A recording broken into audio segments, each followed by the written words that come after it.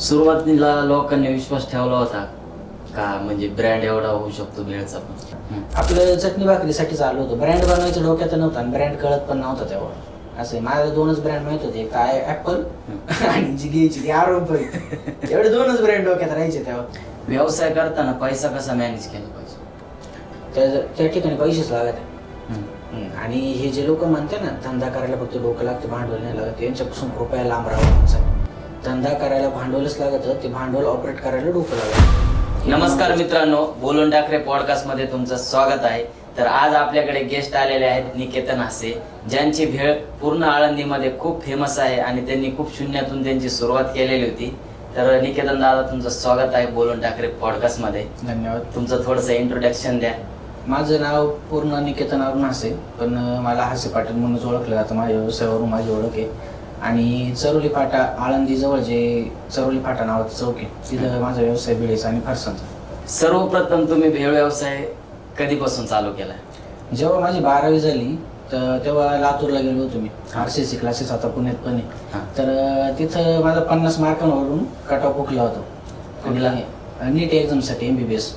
तर मग तिथं लातूरमध्ये असताना छोटे मोठे व्यवसाय बघितलेले होते. कोणाचं इडलीचं, कोणाचं निलंग करायचं. मला त्यातला इंटरेस्ट वाढला होता. हा किती कमीत असेल, 20 रुपये प्लेट आहे, याचा किती घालला होता असेल. आणि कट ऑफ हुकल्यानंतर तेव्हा असं लक्षात आलं की MBBS करून पण त्या काळात एवढी डिमांड नव्हती, आत्ता पण नाही. तिथून पुढे MS मास्टर्स केल्याशिवाय काहीच होत नाही. तर मग असं डोक्यात आलं, घरचे म्हणले अजून एकदा धडक मार, होईल. पण म्हणलं नाही, इच्छा नाही राहिली आता शिक्षणाची. असं बोललो सगळ्यांचं ना घरात, प्रत्येकाने माझ्या पोरांना शिकलं पाहिजे वगैरे वगैरे असं बोललो. मम्मीला तर लय राग आला. पण ते थोडे 1-2 महिने आम्हाला त्रास झाला. त्याच्यानंतर आली गाडीवर वळावं. मग पप्पा म्हणले व्यवसाय करायचं तर काय करायचं. तर त्या काळात पप्पांच्या पुण्याला भरपूर चक्कर व्हायचं, त्यांचं TV रिपेअरिंग, शेतीचे कामं वगैरे असायचे. तर एकदा सहज बोलता बोलता ते म्हणले आपल्यासारखी वेळ पुण्यात नाही भेटत. मग तिथून पुढं त्यांचा माझा विचार घेऊन माझ्या भावाचं एक मत आलं. म्हणलं मग करा चालू. आपल्यासारखी भेळ म्हणजे कसं, आपण पहिलंच भेळ व्यवसायात होते का? नाही, संगमनेरची जी भेळ आहे ना ती कल्चर एक भेळीच आहे, नाही का. आता कसं शेगावची कचोरी असती, लोणावळ्याची चिक्की, तशी संगमनेरची भेळ फार प्रसिद्ध आहे. आणि ती पुण्यात ते फरसांमध्ये थोडा मला अभाव वाटला. पुण्यातलं फरसाण पण चांगले, पुणेकर नाराज होतील नाही तर. पण संगमनेरचं जी स्टाईल आहे भेळीची वगैरे ती इथं चव भेटली नाही. त्यामुळे एक विचार आला, करू शकतो, चालू शकतो. मग तुम्ही लगेच होकार दिला भेळ व्यवसायाला? दिला थोडा नाही होता विचार, कारण की तेव्हा बालिश बुद्धी होती. आता क्लिअर कट सांगतो, मॅच्युरिटी लेवल तेव्हा कमी राहते. मग असेच मोबाईल एखाद्याचे रील वगैरे बघितल्यावर असं व्यवसाय करायचा तसा. आणि वडील म्हणते वेळेचं दुकान टाक, सोऱ्या काढून माल काढ, शेव काढ वगैरे वगैरे. पण नंतर म्हणलं पप्पा असे बोलले ना, आज लोकांचे पिढ्या गेले धंदा बसवतो आज तू त्यांना बघतोय, त्यांच्या वाडवडिलांनी कधीतरी हा धंदा केला असेल. बरोबर, तिथून सुरुवात होती. मग ते बोलणं मला पटलं. म्हणलं मग चला सुरुवात काहीतरी शून्यातूनच करू. असं सुरुवातीला किती भांडवल लावलं होतं व्यवसायाला? आता झालं काय होतं, आमच्या वाडवडिलांपासून कोणी असा हॉटेल व्यवसाय केला नव्हता. फार कडाईन चमच्यापासून सगळा सेटअप उभा करायचा होता. त्यात पुण्यासारख्या ठिकाणी भाडं, परत डिपॉझिट देणं. तर तेव्हा 4-4.25 लाख रुपये लागले होते आम्हाला. किती वर्षापूर्वीची गोष्ट ही? 2018च्या आसपास, कोरोनाच्या 1 वर्ष आधी. कोरोनाच्या 1 वर्ष आधीपासून सुरुवात केली. कधी असं होतं का की बाबा आता तुमची भेळ चालते म्हणून तिथं आजूबाजूला कॉम्पिटिशन व्हायला पाहिजे म्हणून एखाद्याने टाकलं असं? नाही, झालेलं आहे भरपूर वेळा.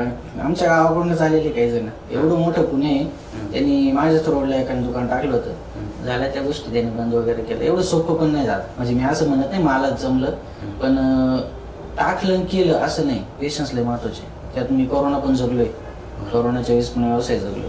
तेव्हा तुला शिकवलं मला त्या कोरोनाने. सुरुवातीला आपलं हॉटेल टाकायच्या वेळेस काही जागेच्या बाबतीत अडचणी आल्या होत्या? हा, जागेच्या बाबतीत अडचणी आल्या होत्या. कारण की पुण्याच्या ठिकाणी जागा बघणं म्हणजे आपण एक प्रकारे नाही का कष्टाचे पैसे तिथे लावतोय. आणि ती जागा जर चुकली तर सगळा खेळ बिघडू शकतो. त्यामुळं भरपूर रिसर्च केली होती. एक चौक भेटला चांगला. आधी लय गर्दीचा एरिया बघितला होता, पण तिथं थोडे गुंड प्रवृत्तीचे लोक आढळले वगैरे. मग त्यामुळे म्हणलं इथं नको. आणि सुरुवातीला काय गणित होतं की मीच व्यवसाय करणार आहे फक्त. पण जसं जसं कस्टमर वाढत गेलं, आमची सगळी फॅमिलीच इथं आली मदतीला वगैरे. मग ते इथंच होऊन गेलं. पण सुरुवातीला 2 महिने जवळपास आम्ही त्या जागेवर अभ्यास केला, नाही का, किती कस्टमर चालतंय. नाही तर आजचा दिवस सुट्टीचा म्हणूनच गर्दी की रेग्युलर पण असतील. आणि सगळे रेसिडेन्शियल एरियावाले लोक आहे, सगळे जॉबवाले लोक आहे. त्यामुळे एक व्यवस्थित होतं. आता मी असा तुमच्या व्हिडिओमध्ये वगैरे पाहिलंय की भेळ बनवण्याचा जो कच्चा माल लागतो तुम्हाला, ते तुम्ही तुमच्या स्वतः गोडाऊन मध्ये बनवता. ह्याचा काय फायदा होतो बरं नेमका? मला जर एखाद्या कस्टमरने असं सांगितलं की दादा असं असं चुकलं, मी लगेच सेकंदात तो बदल करू शकतो माझ्या गोडाऊनमध्ये. तसं तर मी दुसऱ्याकडून जो माल मागवला, आणि फरसाण हे क्षेत्र असं आहे ना, तुम्ही फरसाणचं जेवढं ट्रॅव्हलिंग करा तेवढं मालाचं भुका होतो, आणि ते फरसाणसाठी योग्य नाही, वेळेसाठी वगैरे. असा जाळीदार माल पाहिजे. आणि माझं असं मत आहे, मी लई खोलात घुसेल वेळेमध्ये, असा जळदार माल पाहिजे. खाताना आहे ना असे टेस्ट बड ॲक्टिव्ह झाले पाहिजे. तो माल असं नाही का टोटरा नाही बसला पाहिजे खाताना, आपोआप आपली जीभच ती काम करीत चालली पाहिजे असं. तर म्हणून मी भरपूर रिसर्च करेल. माझी 2-3 वर्ष आधीची जी क्वालिटी होती त्यातून आज जमीन आसमानाचा फरक आहे. कारण की सुरुवातीला माझं होतं चटणी भाकर मिळावं म्हणून चाललं होतं. आता कुठं 2-3 वर्ष झाली मला प्रॉपर व्यवसायात घुसलोय मी, आणि प्रॉपर एक ब्रँड बनवण्याच्या दृष्टीने चाललेलं आहे. तुम्ही बाहेरून पण हा माल घेऊ शकत होते ना? हा, घेऊ शकत होतो, पण पहिल्यापासूनच नाही घेतला. कारण की करायचं तर पूर्ण काय झालंय, आज मी तुमच्याकडून माल घेतोय, ठीक आहे, पुढे जाऊन जर माझं दुकान म्हणजे जास्त चालायला लागलं वगैरे काय झालं, किंवा तुमच्या व्यवसायात काय अडचण आल्या, तर माझ्या दुकानावर 100% त्याचा परिणाम होणार. बरोबर. जसं माझं इन हाऊस प्रोडक्शन जर असेल, आणि माझंच नाही प्रत्येक व्यावसायिकाने हे करावं, त्याला जेवढं शक्य आहे ना त्यांनी इन हाऊसच बनावं असं माझं मत आहे. कारण की काही बदल आपल्या लक्षात आले ना, ते आपल्या हातात असले पाहिजे त्या गोष्टी.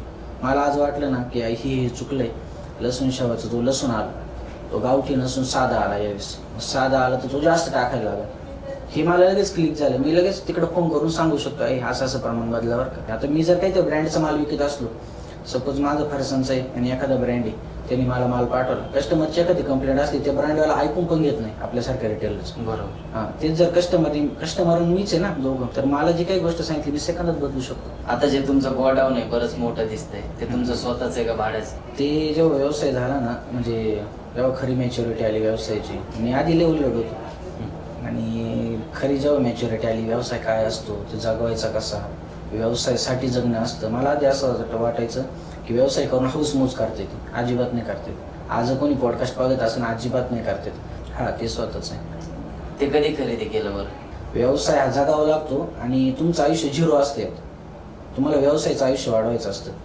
तर मग सुरुवातीला काय झालं, जेव्हा आपण दुकान रेंटने घेतलं होतं, त्याच्या मागच माल बनवायचो, तर ती एवढी कॉम्पॅक्ट जागा होती ना, अशी 2 हात लावली तर ती जागा पूर्ण व्हायची, आणि ती पातळीची होती. तर एवढं भट्टीचं जाळ आणि ते मी सहन केलेलं आहे ना. तर मग आता जेव्हा नवीन गोडाऊन घेतलं, आणि त्यामुळेच मी थोडं मोठं घेतलं. मग ते बांधताना मी वडिलांना म्हणलं, आपल्याला आधी अडचणी आलेल्या आहे, परत जरी भविष्यात काम वाढलं तर ज्या अडचणी आल्या नाही पाहिजे, हाय नाही सगळे पैसे त्या गोडाऊनमध्ये टाका म्हणलं, कमवून निघून नंतर. आणि आपल्या हातात आहे ना आपल्या गोष्टी, आणि आपल्या जागेवर स्वतःच्या जागेवर असलं, म्हणून मी ते मोठंच बांधलं. क्वालिटी टिकवण्यासाठी तुम्ही कुठल्या कुठल्या गोष्टींवर खास लक्ष देता? क्वालिटी टिकवण्यासाठी ना, एक तर टेम्परेचर.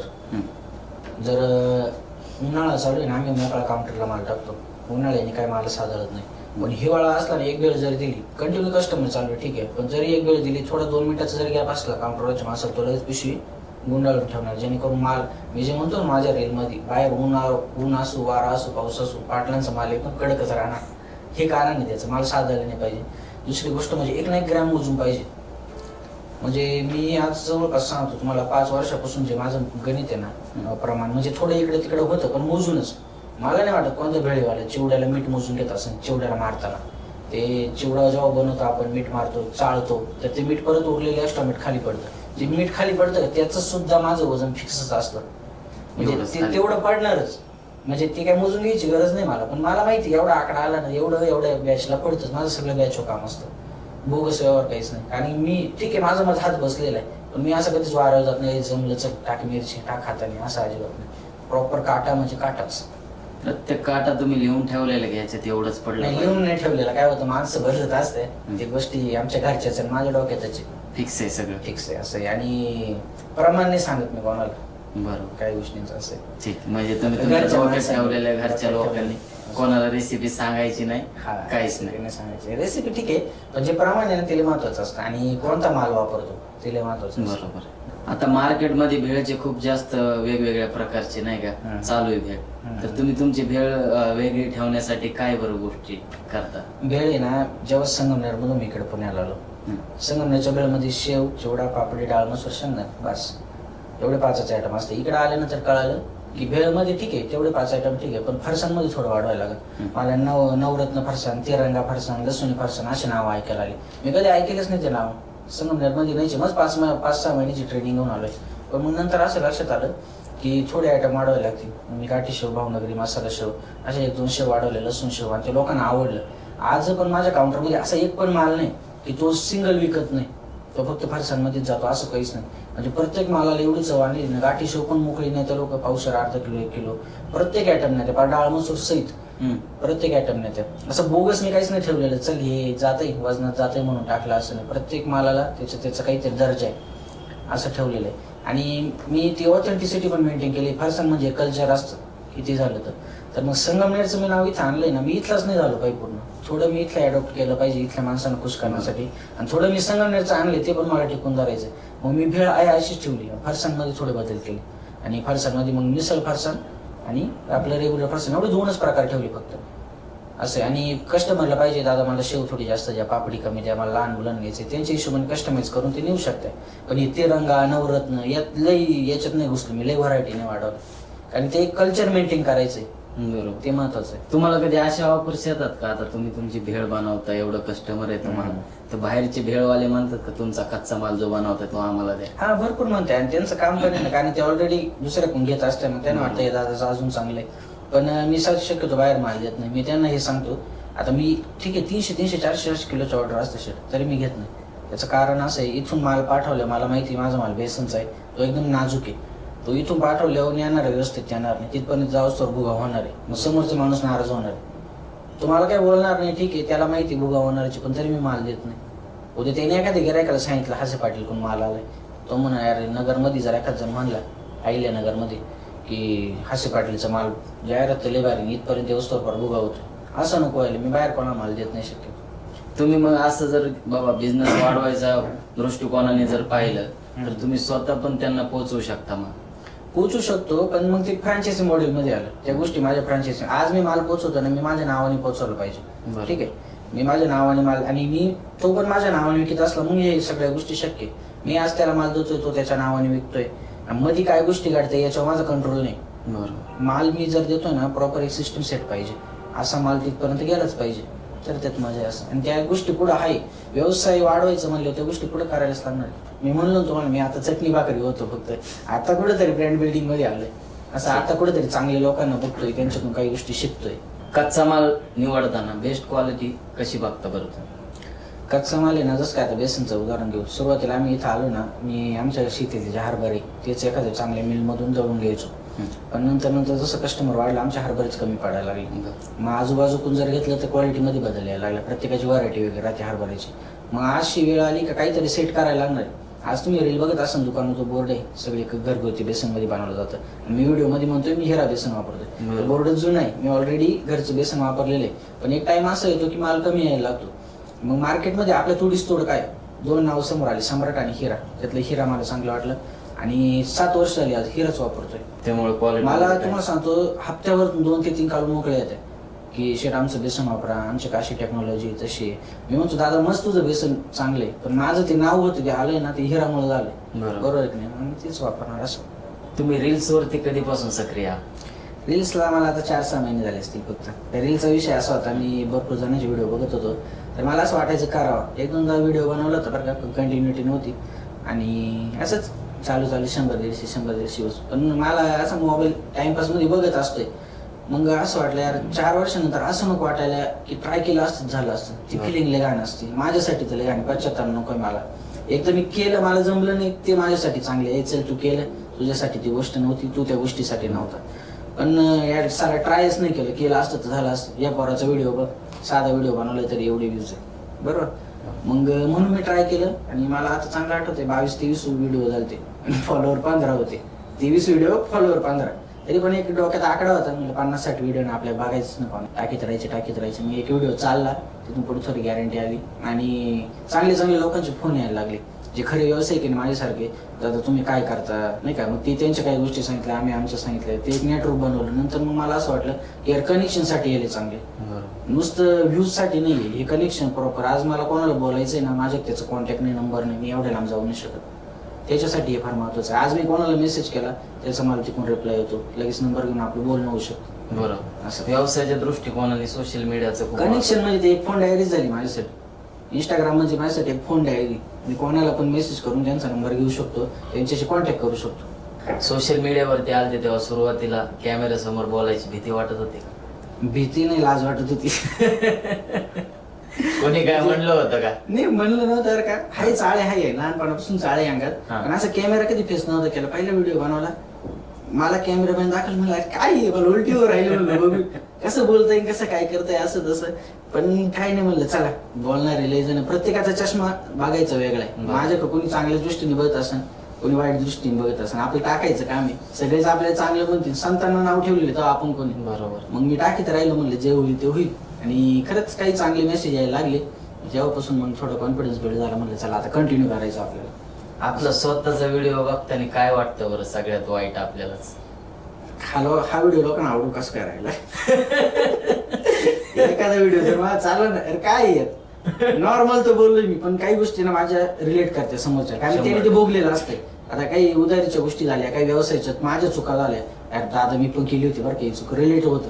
आणि त्याच्यामुळे मला एक नाही का, मी ज्या चुका केलेल्या आहे ना त्या जर मी सांगितल्या आणि त्या जर कोणीतरी टाळल्या तर त्याची मॅच्युरिटी 2 वर्ष लवकर येईल त्याला. बरोबर. धंद्याची मॅच्युरिटी मला 3-4 वर्ष लागली, तो 1च वर्षात प्रूव्ह आणणार. मी जर माझ्या सगळ्या चुका सांगितल्या आणि त्यांनी जर ते पाहिलं तर, असं मला वाटतं. आता प्रत्येकाचं मी जसं म्हणलं चष्मा बघायचं वेगळे, कोणाला काय वाटतं यार चल त्यांनी ते भोगलेलं नाही त्याला असं वाटतं काय काय बोलतोय वगैरे वगैरे. पण ज्याने भोगलेलं नाही यार खरं आहे बरं का, हे खरंच रिलेट झालं, आपण त्या गोष्टी सुधारून घेतल्या पाहिजे. बरोबर. लय मोठा फरक पडतो शेवटी, खरंच फरक पडतो. असं आहे. आता सोशल मीडियाचे रील्स तुम्ही बनवता, व्हिडिओ व्हायरल होता, त्यामुळे काय व्यवसायाला फायदा झाला का तुमच्या? हा फायदा निश्चित झालेला आहे. व्यवसायाला फायदा कसा असतो सोशल मीडियाचा मी तुम्हाला सांगतो. तो एक पेपर आहे तुमचा परीक्षेचा. तुम्ही व्हायरल झाले, तुमच्याकडे कस्टमर येणार आहे, पण तो तुमचा एक पेपर तुम्ही जर नीट सोडवला, कस्टमरला व्यवस्थित क्वालिटी दिली तरच तो रिपीट होणार आहे. वन टाइम कस्टमर कोणी करतो? आज जर तुम्ही रोडच्या कडाला चालले आरडू मायको सामान विकणारे लोक आहे, त्यांचं वन टाइम कस्टमर आहे. तुम्ही जर खरंच क्वालिटी दिली गिरायकाला, त्याच्या मनासारखं हे केलं. आता मध्ये काय झालं, माझे सोशल मीडिया अचानक पंप झालं. तर आता काय 4-6 महिन्याच टाइम, मोठी गोष्ट नाही. पण सिस्टीम तर माझी जुनीच होती ना, माझं माल बनवण्याची पद्धत जुनी होती, म्हणजे पद्धतीची, पण प्रोडक्शन कॅपॅसिटी कमी होती. त्याच्यामुळे सर्व्हिसमध्ये थोडा प्रॉब्लेम यायला लागला होता. कस्टमर आला त्याला जास्त वेळ थांबायला लागायचं वगैरे वगैरे. आणि एवढं ते मॅनेज, मग मी काय म्हणलं घरच्यांना, एवढं आपण मॅनेज करू शकत नाही. एखादं गिरायक आला आपल्याकडं, माल न घेता परत गेलं, नाराज झालं चालेल, पण माल घेऊन तो नाराज झाला नाही पाहिजे. त्याला क्वालिटी आवडली पाहिजे. आपलं जेवढं मटकीचं मिरचीचं प्रमाण आहे तेवढंच गेलं पाहिजे डिक्टो, त्यात आपल्याला कॉम्प्रोमाइज करायचं नाही. मग मी प्रोडक्शन होतो आणि सगळे फॅमिलीचेच मेंबर असल्यामुळे मला ते जास्त असं क्रिटिकल नाही जात काही गोष्टी. बरोबर. सांगितलं सगळे स्वतःचं काम म्हणून करताय असं. तसं लेबरचं कसं आहे माहिती का, भरपूर ठिकाणी असं बघितलेलं आहे मी, बिळींच्या दुकानानं हे यार आज लय कंटाळा आला, मालक म्हणलं एवढा कांदा संपवून जाय घरी, बिळीनं नुसतं बुचकुली करून कांदाच मटकी अजिबातच नाही. अशा पण काही गोष्टी, पण घरचे माणसं कधीच असं करीत नाही. घरची काळजीपूर्वक लक्ष करतात. आता बऱ्याच वेळा आम्ही पण बाहेर कुठं खायला वगैरे गेलो ना, तर सर्व्हिस मध्ये बराचसा फरक. काही हॉटेल्स अशा आहेत की क्वालिटी खूप चांगली, भेळ बद्दल आता आपल्या पुण्यामध्ये बरेचसे नामांकित भेळ आहेत. आता आपण खायला गेलो ना, त्यांची क्वालिटी खूप चांगली असते, पण जे कामगार काम करतात ना त्यांचं म्हणजे आपण मागितलेली गोष्ट वेळेवर भेटणं नाही, किंवा बोलवलं तर येणं नाही. छोटी मोठी एखादी कस्टमरला काय लागतो, बाबा काकडी द्या, कांदा द्या किंवा मिरची द्या, काय राहतं कस्टमर तुमच्या सर्व्हिस नाही प्लस खुश नाही होणार. पण तुम्ही जे नाही का चेरी ऑन द टॉप म्हणतो ना आपण, तुमचं गोड बोलणं असतं. गोड बोलल्याने गिरायक तुमच्या घेतं, मी असं अजिबात म्हणत नाही, त्याला क्वालिटीच लागते. पण संतुष्ट होतं ना जे म्हणतो आपण, गिरायक यार मालकाने एवढी चांगली आपल्याला भेळ खाऊ घातली, चांगली क्वालिटी दिली, वरून 2 शब्द आपल्याशी बोलला पण प्रेमाचे, हे महत्वाचं आहे. असं आहे, आज मी किती गर्दी असली गिरायकाशी गोडच बोलतो.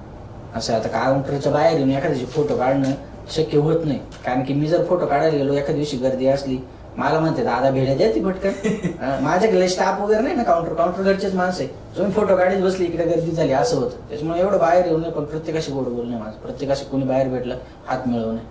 मुळात बाहेर फिरत असताना माझं अवसरच असतं कधीतरी. आता जसं काही मी गोडाऊनला काम चालू, पीठ चालतोय वगैरे, अचानक काहीतरी संपलं, पोरं कामात आहे, मग मी बाहेर गेलो, मी बेसनमध्ये असतो, कपडे वगैरे थोडे इकडे तिकडे असतात, मग एखादा भेट होता, हात मिळतो, फोटो काढायची त्याची डेअरिंग होत नाही.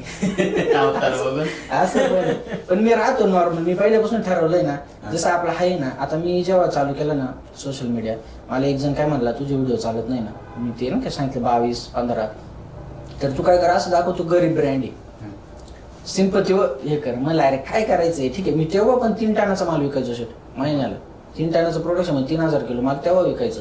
तर मी म्हणलं यार कशाला गरीब म्हणून दाखवायचं, नाही म्हणे त्याने फॉलोअर आहे, ते म्हणलं नको, कारण मी सोशल मीडिया भरपूर बघितलेलं आहे आधी, मला ना लगेच कळतं कोण फेक वागतंय कोण काय, आपल्याला हाय ते दाखवायचं मला, बरोबर. मग मी हाय असत राहतो बाहेर, पण मी फिरायला गेलो ना कुठं हाय असत राहतो. सिंपल जे सिंपल आहे. आणि सिंपलच आहे मी मुळात. असं नाही का माझ्याकडे एक्सपेन्सिव्ह गोष्टी काही माझ्या धंद्यात आहे, तुम्ही धंद्यात लागेल तेवढ्या गोष्टी माझ्याकडे. पर्सनल लाईफ मध्ये माझं काही नाही असं. आता तुम्ही बोलले होते की ज्यावेळेस तुम्ही व्यवसायात यायचा विचार केला तेव्हा डोक्यात होते की बाबा साखळ्या घ्यावा, आरोन बस, बस. बाईक घ्यावा, मग असा ती ती वर्ष- गोष्ट झाली का, पूर्ण केली का नाही आणखी? आता तर नाही ठीक-ठाक गाड्यांच्या व्यवसाय बाबतीत चाललाय ना. काय सोनं ना नाही ना ती तुम्हाला पैसे कमवून देतो नंतर. 70-50 हजारांनी काही खरेदी केले सोनं आहे माझ्याकडे. पण ते त्या गोष्टी व्यवसायासाठीचे असं मी जातो. त्या गोष्टी ठीक आहे. इकडे गाडी गोडी नाही अजिबात नाही, इंटरेस्टच नाही राहिला. गाडी घेतली तर व्यवसायासाठी असं आहे. आज तुम्ही विचार करा, मी नाही कोणता एक व्यवसाय घे, गाडी घेणं चुकीची गोष्ट नाही, पण एक अमाऊंट ऑफ मनी मला येते आता महिन्याला, त्याच्यापेक्षा जास्त इन्कम कमी नाही येणार. मी एवढे लाख रुपये काही केलं तर माझी अशी सिस्टीम बसलेली, किती लेबर वाढवली एवढे पैसे मी कमवणार, तेव्हा गाड्या घोड्या घेणं ठीक आहे. आज मला माझी काम करायची जागा भाड्याने आणि मी 25 लाखाची गाडी घ्यायची, सेन्स नाही ना त्या गोष्टीचा. नाही. 4 गोष्ट म्हणजे आज मी इथं आलो, तुम्ही मला नावाने ओळखीत नव्हते, इथं आल्यावर मला तुम्हाला कळालं की याचं नाव निकेतन हासे, तुम्ही हासे पाटीलने ओळखीत होते मला. माझ्या व्यवसायाने मला एवढी ओळख दिली, ती गाडी काय करणार काय? 4 दिवसाची हवा आहे, आणि ज्याने मला ओळख दिली त्यात पैसे टाकणं कधी चांगलं आहे ना. असं आहे धंदा म्हणले पर्सनल काहीच नसतं, सगळं म्हणजे तुमची ती लक्ष्मी तिच्यासाठी तुम्हाला करायचंय. आता बरेचसे असे व्यावसायिक आहेत की ज्यांना बाबा असं वाटत होतं की आता आपला व्यवसाय मोठा झालाय, थोडस आपल्याकडे पण एखादी चांगली गाडी असली पाहिजे, म्हणजे कुठं गेल्याच्या नंतर लोक कसं आहे आजकाल देखाव्याकडे जास्त आकर्षित होतात. तर असं तुम्हाला वाटत नाही? माझं असं मत आहे, 4 व्हीलर आपल्याकडे बी असली पाहिजे, आपण एखाद्या ठिकाणी गेलो तर 4 लोकांमध्ये थोडा दृष्टिकोन लोकांचा चेंज झाला पाहिजे आपल्याला बघण्याचा. नाही हे काय होतं माहिती आहे, ज्याचा धंदा दुसऱ्यांना अवलंबून आहे, तुम्हाला जर काही गोष्ट फुकट भेटती तर त्या गोष्टीचं प्रोडक्ट वेगळं आहे, त्या गोष्टीचं प्रोडक्ट तुम्ही स्वतः आहे असं म्हणलं जातं. म्हणजे जर मी काही फ्रँचायझी विकत असतो, मला शो ऑफ दाखवायचं आहे काय अरे यांनी काही एवढे पैसे कमवले, आपण पण फ्रँचायझीतून कमवू शकतो आणि लोक करताय असते. माझं तसं काहीच नाही ना, माझं जे काही माझं सगळं लिगल काम आहे, सगळं माल बनवतोय विकतोय, आणि देखावामध्ये कधीच जायचं नसतं धंद्यामध्ये. आज तुम्ही बघा प्रशांत शेठ डाटा, संजय चितळे, किती मोठे मोठे माणसं आहेत, तुम्ही त्यांना एकदा तोंडावर भेटा, त्यांच्याशी हात मिळवा, काय तो माणूस बोलतो, काय इंद्रजित चितळे, म्हणजे विचार करण्यासारख्या गोष्टी. ठीक आहे तुम्ही हाऊस मोज करा, गाड्या घोड्या घ्या, पण त्याने तुमच्या धंद्याला काही फरक नाही पडला पाहिजे. धंद्यातून पैसा तुम्ही एवढा कमवलाय, तुमचा धंदा पण असं सेट झाला, त्याला अजून पैशाची गरज नाही. आता मला माझ्या धंद्यात आज पैशाची गरज आहे, मी माझ्या पर्सनलसाठी काहीच नाही करणार. जेव्हा मला असं होईल चल माझ्या धंद्याच्या गरजा सगळ्या पूर्ण झाल्या, माझा धंदा खुश आहे आता, तेव्हा मी माझ्यासाठी काहीतरी 4-2 रुपये बाजूला काढेन. आज भरपूर चांगले चांगले व्यवसायिकांनी गाड्या घेतल्या आणि घेतल्या त्यांनी तेवढं कमवले, बरोबर. आज सचिन दादानी गाडी घेतली, त्या माणसाने किती कष्ट केलेले, आज त्याची किती शाखा आहे, त्याचं नेटवर्क फिक्स आहे, ती गाडी घेतली त्याला काहीच फरक नाही पडला, बरोबर. आज नानांनी गाडी घेतली, त्यांनी तेवढं कमवले, आपल्या रविबाई काळेंनी गाडी घेतली, त्या लेवलला पोहोचा ना पहिलं. आपलं दुकान भाडे आपण गाड्या घेतो म्हणलं काय लॉजिक नाही त्या गोष्टीमध्ये. म्हणजे भाड्याचं दुकान जर असलं तर माणसाने शौकाकडे वळच नाही, काही करता येतं, पैसे सोडून नाही आणता येत, बरोबर. मला जर उद्या पैशाची गरज आली, माझ्याकडे पैसे नसते, ती गाडी माझ्या समोर आहे ना, त्या गाडी पाहून मला हसणं कधीच नाही येणार, मला त्या गाडी पाहून रड नाही, बरोबर. आज जर शोरूम मधून मी 50 लाखाची गाडी काढली आणि 50 लाखाचं सोनं घेतलं, उद्या मी सोनं मोडलं तर हाही तो भाव मला भेटणार, गाडीचं काय करायचं. शो ऑफ मध्ये नाही गेलं पाहिजे, मला असं वाटतं पर्सनली. तुमचा आता व्यवसाय चांगला चालतोय, या व्यवसायाच्या प्रवासात तुम्हाला सर्वात जास्त मदत कोणी कोणी केली? फॅमिली म्हणजे माझा आता इथं मोबाईल ठेवला तुम्ही बघितला तर माझ्या भावाचा नंबर श्रीराम नावाने सेव्ह केलेला आहे. माझा मोठा भाऊ म्हणजे देव माझ्यासाठी, आणि वडील म्हणजे त्या माणसाने काही नाही बघितलं राव, किती शिकण्यासारखे. त्यांनी कोरोनामध्ये सगळ्या फॅमिलीला जगवले, 10वीत असताना आत्याचं लगीन करून दिलंय. मी बाहेर पुढे बघावं, घरातच एवढा मोठा आदर्श आहे माझ्या पुढे. आज माझ्या भावाचा आजी आजोबा एवढा जीव आहे, पण आमच्या वाट्याला काहीच येऊन नाही देते आमचे वडील, एवढा आईबापान जपत. मग असं घरात एखादी पोरानं बघितलं होतं कसं काही चुकीचा विचार करेन असं आहे. आणि माझ्या पूर्ण धंद्यात पूर्ण फॅमिली आहे माझी प्रत्येक काम वाटलेले, ते काम चुकलं मी हक्काने त्यांना बोलतो, माझं काम चुकलं ते मला दाखवतं, माझा सगळा फायनान्स माझा भाऊ बघतो. मी आज जर माझ्या भावाला फोन केला ना तर आता मला 1 लाख रुपये पाहिजे, त्याचं जर लिमिट असलं आजचं UPIचं तुम्हाला आरामशीर मारेल लगेच, कारण की मी तेवढं प्युअर आहे ना. त्याला माहिती आहे हा बाहेर गेला ना हे येडे काहीतरी दुकानासाठीच घेऊन येतं, कामाचंच घेऊन येतं, हा पर्सनल कधी खरीद नाही करत. आणि मी पैसे कधी मागतो, असं 1 रुपयाचा पण व्यवहार नाही मी माझ्या भावाला सांगत नाही, म्हणजे माझा प्रत्येक 1 रुपयाचा व्यवहार मी त्याला सांगतो, बरोबर. पण असं 1 रुपयाचा व्यवहार नाही तुम्हाला विचारित नाही, म्हणजे तुम्हाला कधीच व्यवहार विचारणार नाही, पण मी त्याला प्रत्येक 1 रुपयाचा व्यवहार जाणार, असं आमचं गणित ठरलेलं आहे. आणि तो कधीच मला एक हिशोब मागत नाही, तुम्हाला फक्त विचारतं आज किती डेबिट झाले, आज किती क्रेडिट झाले. क्रेडिटचं तर तोच बघतो, डेबिट माझं काय असतं. 1 लाख रुपये डेबिट झाले, कुठे गेले ते सुद्धा विचारित नाही, खरंच नाही विचारित. त्याला माहिती ह्या मार्केटमध्ये फिरला, 4-2 जणांची वडिलांच्या मागे ओळखी राहत आहे, बाबा तेलाचा बाजार वाढणारे टाका तेलाचा सौदा, बेसनचा वाढणारे बेसनचा सौदा टाका, अशाच गोष्टी. आणि माझं फॅमिली उडाव कोणीच नाही आजपर्यंत, नाही खरंच कोणी. म्हणजे आता आमच्या दोघा भावांचे लग्न झाले तर त्या मुली पण एवढ्या खरंच सुंदर आल्या, देवीसारख्या आल्या. म्हणजे त्यांच्या बहिणीप्रमाणे राहते आणि त्यांचे पण शौक वगैरे अजिबात नाही. लग्न झालं आम्ही पुढे फिरायला नाही गेलो, कारण की आमचं 15-20 दिवस दुकान बंद होतं. मग त्यांना पण ती जाणीव आहे. लेडीजचं काय असतं, हे चला लग्न झालं फिरायला चला, त्यांच्या अपेक्षा असते. त्यांनी तर कधी व्यवसाय बघितलेला पण नव्हता, तर त्यांना पण ती जाणीव यार कस्टमर एवढं प्रेम करते ना, आपण कुठं बाहेर फिरायला जाऊ असं आहे. आणि हे लय महत्वाचं आहे, घरी ना घरी एकत्र राहणं लय महत्वाचं आहे. आज मी जर इथून घरी चाललोय, माझ्यासोबत काही घडू शकतं बरोबर, पण मी गेल्यावर माझे वडील म्हणले पाहिजे कारण मला खरंच पोरगं चांगलं होतं, माझी आई म्हणली पाहिजे, या गोष्टीला महत्वाच्या. सुरुवातीला लोकांनी विश्वास ठेवला होता का, म्हणजे ब्रँड एवढा होऊ शकतो भेळचा पण? 21 लोकांनी ठेवला असं माझंच नव्हतं. काय बरं असं वाटत होतं? माझंच नाही, मी आलो होतो ना तेव्हा माझी म्हणजे मी खरं सांगतो बरं का, मी जसं आत्ता आहे तसं जर मला मुलगा झाला एखादा 10वी-12वीचा त्याचा काळ असलो, मी त्याच्यावर एकटा कशी विश्वास नाही ठेवणार. माझ्या वडिलांनी कसं काय विश्वास ठेवला मला आजपर्यंत नवल वाटत आहे. मी एवढा असं पोरगा होतो, म्हणजे मी काय वाया जायला नव्हतो, माझी काही व्यसन वगैरे नाही, कधी कोणचं ऐकत नव्हतं. माझ्या डोक्यात क्रिकेटर व्हायचंय वगैरे वगैरे, जिथून पैसा आहे तिथून कमवायचं आहे, काही पण असं सेटल नव्हतं नाही का, कधी शिक्षण कधी हे करायचं. पण माझ्या वडिलांनी विश्वास ठेवला मला अजून पण असं नवल वाटत त्यांचं. आपलं चटणी भाकरीसाठीच आलो होतो, ब्रँड बनवायचं डोक्यात नव्हतं आणि ब्रँड कळत पण नव्हता तेव्हा. असं आहे, माझ्या 2च ब्रँड माहित होते, एक तर ऍपल आणि जी घ्यायची ती आरोग्य, एवढे 2च ब्रँड डोक्यात राहायचे तेव्हा. पण जेव्हा अडचणी आल्या, कसाला धंदा राहतो यार, कसं जाग होते. आणि मला म्हणजे तिथल्या लोकांनी पण फार मदत केलेली. म्हणजे जर मी कधी गेलो कळत न कळत, 2 भाऊ दुकानं उभे, मारवाडी लोक, मारवाडी गुजराती, दिवसभर कष्ट करीत आहो. एकदा मी त्याच्याकडे गेलो, माझं 65,000चं पेमेंट होतं त्याला द्यायचं. मी 65,000चं पेमेंट भरलं, तो म्हणलं शेट आलं नाही. मला दादा इथून डिपॉझिट झालंय बघ, आपलं डेबिट झालंय बघ तू. तर मग तो त्याचं ते दाखवलं फोनपे दिवसाचं कलेक्शन, 30 लाख रुपये 12 वाजेपर्यंत घालला होता त्या माणसाचा. आणि तो माणूस दिवसभर काउंटर बाई मी काय करतोय, हे एक लय मोठं मोटिवेशन होतं माझ्यासाठी, की खरंच आपल्याला लाज वाटते. आज जर तुम्ही चांगले ठिकाणी गेला, आपले डोळे फिरत आहे, असे सेटअप आहे लोकांची, पण त्याचं तुम्ही राहणीमान बघा, आहे सोनं नाणं सगळे, पण त्यांचं शटलनेसपणा बघा, लई असे नॉर्मल बोलत आहे ते लोक, कधीच कोणत्या गोष्टीचा माज नाही काय नाही. आणि इथं 4 शाखा झाल्या, 10 शाखा झाल्या, सोनं गाडी काय माहिती सगळं असं. भेळ व्यवसायात येताना तुम्हाला सर्वात जास्त अडचणी कुठं आल्या होत्या? अडचणी सुरुवातीला जागा बघण्यात एक आली, त्याच्यानंतर पैशांची अडचण होती, कारण की आमच्या बाबांचं आता पायाचं ऑपरेशन होतं तेव्हा अहिल्यानगरमध्ये, आणि ते अचानक निघलं होतं. तेव्हाच मला नेमकी व्यवसाय टाकायचा होता. माझे सगळे पैसे तिथे गेले होते. पैशांची जुळवाजुळवमध्ये अडचणी आल्या, चांगल्या माणसाने मदत केली जवळच्या, आणि बाकी काही नाही, व्यवसाय चालू केलं. मॅनेजमेंट वगैरे माहीत नव्हतं, तिथं अडचणी आली. गिरायक म्हणायचे बाबा तुला सांगतं का, तुला कळतं का, इथे टेबल पुस, इथे हे कर. आणि राग नव्हते त्या गोष्टींचा, पण धावपळली व्हायची माझी. आणि तेव्हा तर असं कॉम्पॅक्ट जागेमध्ये घेतलं होतं ना, म्हणजे मिसळ पण होती तेव्हा आमची, तर माळा टाकला होता, त्याच्यावर झोपायचो. सकाळी 7लाच ते मिसळचे धूर यायचं वर, त्यानेच जाग येऊन जायची माणसाला, असं गरम व्हायचं उन्हाळ्यात. सगळे झोपायचे कपडे वगैरे तिथं. त्या अडचणी आलेल्या आहे, बाकी काही नाही. आणि हे प्रत्येकाला येते, हे मलाच आले असं नाही. प्रत्येक व्यवसाय ज्याने शून्यातून सुरुवात केली ना, जो आयता गाल्ल्यावर नाही बसला, त्याला प्रत्येकाला अडचणी आल्या. कधी असं तुमच्या एवढा व्यवसाय, आता तुम्ही किती वर्ष झालं करताय? 5-6 वर्ष झाले असते. 8 वर्ष झाले. एवढ्या 8 वर्षाच्या कालावधीमध्ये कधी असा डोक्यात विचार आलाय का की सगळं बंद करावं आता, लय वैताग? नाही, बंद करायचा विचार आजपर्यंत नाही केला. कारण की तुम्ही 5 मिनिटं जरी घाण गोष्टी विचार केला ना, तुमचं माइंड त्या बाजूला डायव्हर्ट व्हायला चालू होतं. मी एकट्यात रडलेलो आहे धंद्यासाठी, मला अडचणी आल्या, मी एकट्याच रडेल, आणि मोठे रडेल, असं ओक्षी होऊन रडेल. पण मी आजपर्यंत एवढं रडलो नव्हतो. पण बंद करायचा विचार कधीच नाही केला.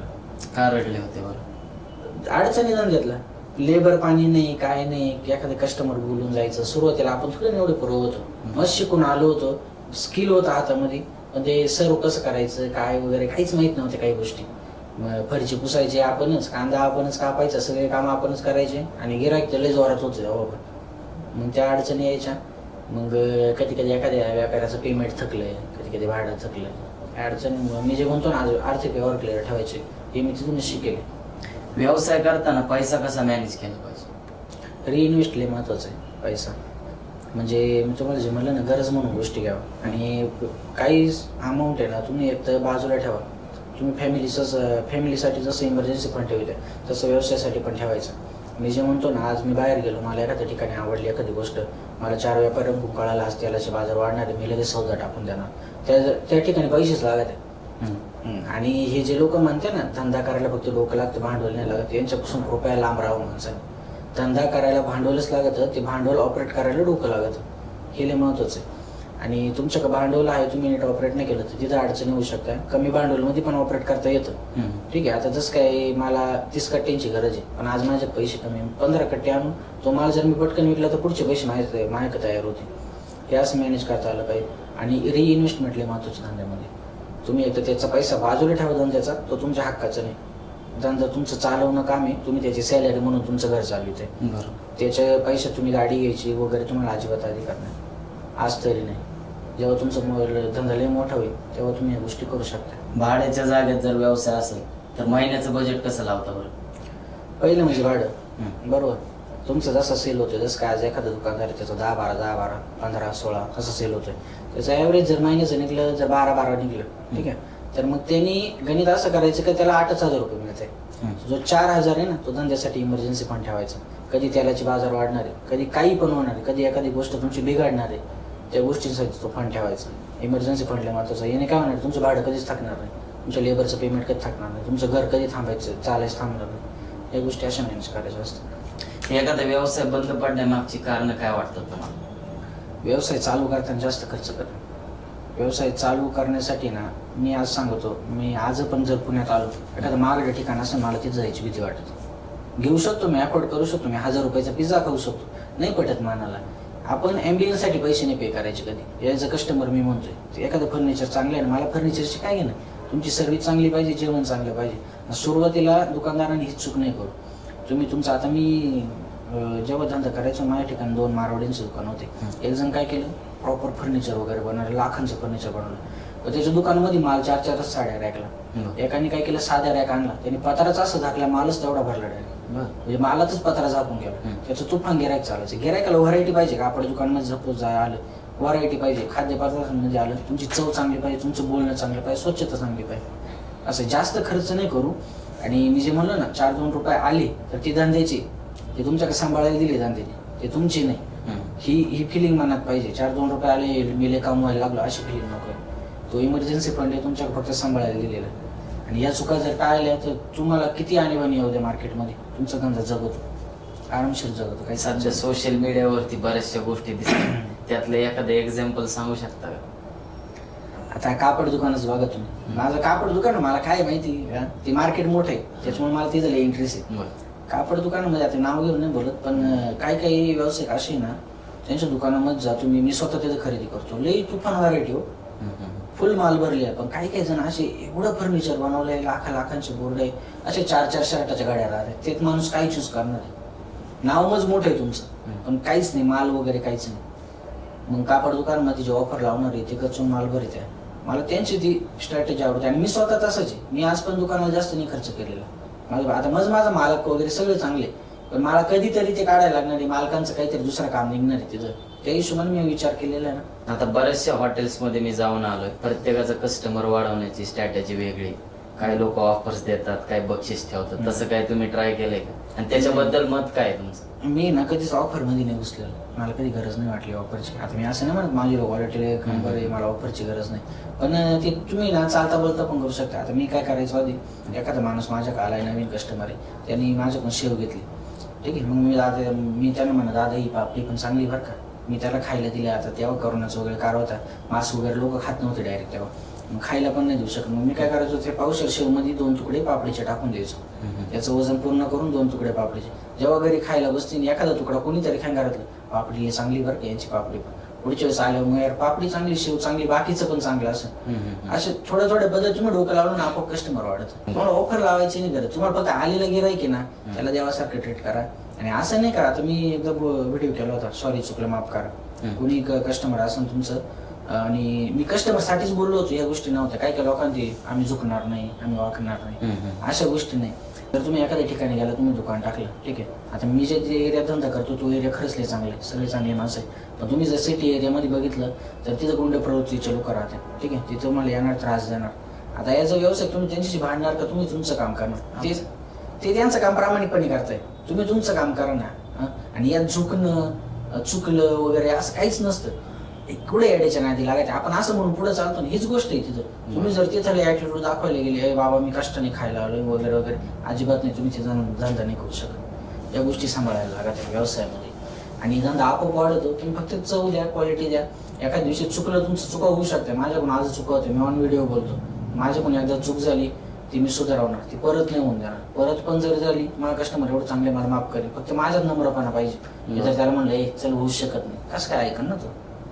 झालं तिथं 2 रुपये माझा घाटा, मी लगेच बदलून देणार गोष्ट त्याला. तर मित्रांनो, हा पॉडकास्ट खूप छान झालेला आहे. व्हिडिओ तुम्ही लास्ट पर्यंत बघा. व्हिडिओ आवडला तर व्हिडिओला लाईक करा, शेअर करा आणि आपल्या चॅनलला सबस्क्राईब करा. धन्यवाद दादा, तुम्ही वेळ दिला आम्हाला.